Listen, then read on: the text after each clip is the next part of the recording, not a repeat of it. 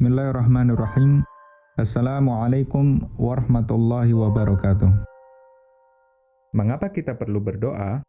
Sahabat hijrah, ada nggak nih yang tahu jawabannya? Bukankah Allah Maha tahu semua yang kita inginkan? Jadi, kenapa harus meminta? Apakah itu bukan berarti mendikte Allah untuk melakukan apa yang kita inginkan?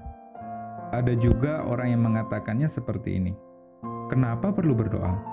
Toh, apa yang Allah lakukan adalah apa yang Dia kehendaki, bukan apa yang kita inginkan. Itulah di antara pemikiran-pemikiran yang sering kita jumpai dalam wacana dan perbincangan. Bahkan, sudah ada yang menjadikannya sebagai pegangan. Meskipun aneh, tapi jalan logika semacam ini sebenarnya sangat berbahaya. Karena apa?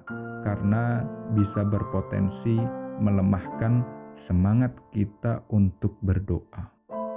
Sahabat hijrah, tahukah kamu, doa adalah bukti bahwa kita mengakui kelemahan kita di hadapan Allah Subhanahu wa Ta'ala, merasa rendah di hadapannya, dan senantiasa membutuhkan pertolongannya. Doa adalah pengakuan manusia bahwa dirinya hanyalah seorang hamba di hadapan Allah Subhanahu wa Ta'ala. Orang-orang yang tidak mau berdoa kepada Allah hanyalah orang yang sombong, seakan ia tidak butuh pertolongan Allah, atau merasa gengsi kalau harus merendahkan diri di hadapan Allah. Wajar saja jika Allah Subhanahu wa Ta'ala sangat memurkai orang-orang semisal ini.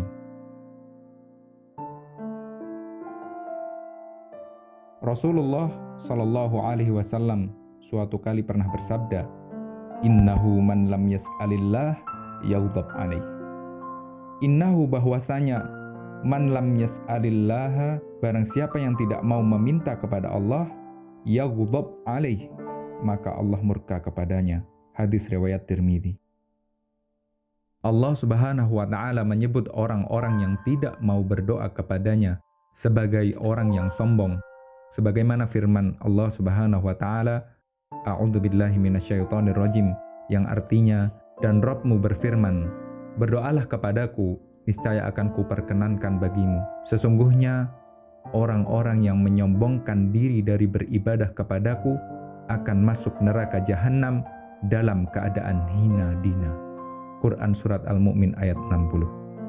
Secara definitif, Nabi Shallallahu Alaihi Wasallam juga menafsirkan kata ibadati yang artinya beribadah kepadaku pada surat Al-Mu'min ayat 60 tersebut dengan doa. Hal ini sebagaimana yang dikatakan oleh sahabat An-Nu'man bin Bashir radhiyallahu anhu, bahwasanya beliau pernah melihat Rasulullah Shallallahu Alaihi Wasallam bersabda di atas mimbar, "Ad-du'a'u huwal ibadah." Doa adalah ibadah. Lalu beliau Shallallahu Alaihi Wasallam membaca surat Al-Mu'min ayat 60 tersebut. Hadis riwayat Tirmidzi, dan beliau mengatakan ini hadis hasan sahih. Syekh Muhammad bin Saleh Al-Utsaimin berkata, tidak diragukan lagi bahwa doa adalah ibadah. Karena ketika seseorang berdoa kepada Allah, maka dia telah membangun doanya di atas dua keyakinan. Yang pertama, bahwa ia mengakui betapa mendesaknya kebutuhan dirinya kepada Allah, dan bahwa tidak ada tempat bersandar selain kepada Allah Tabaraka wa Ta'ala. Yang kedua, bahwa doa menjadi bukti ta'zim, yaitu pengagungan, dan bukti keimanannya kepada Allah Subhanahu wa Ta'ala, karena dia yakin bahwa Allah Maha Kuasa untuk mengabulkannya. Yap, inilah jawaban bagi orang yang menganggap bahwa berdoa berarti mendikte Allah untuk melakukan sesuatu atau bahkan menyuruh Allah untuk ini dan itu. Doa adalah permohonan. Secara bahasa, permohonan adalah permintaan yang ditujukan dari yang lebih rendah derajatnya kepada yang lebih tinggi derajatnya. Jika ada anak yang meminta uang saku kepada orang tuanya, itu bukan berarti anak lebih tinggi derajatnya daripada orang tua.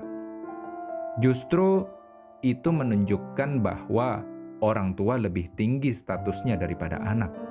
Orang yang berdoa kepada Allah Subhanahu wa taala justru menunjukkan dirinya lemah dan butuh di hadapan Allah Subhanahu wa taala. Begitulah adanya, semoga bermanfaat. Wallahu a'lam bishawab.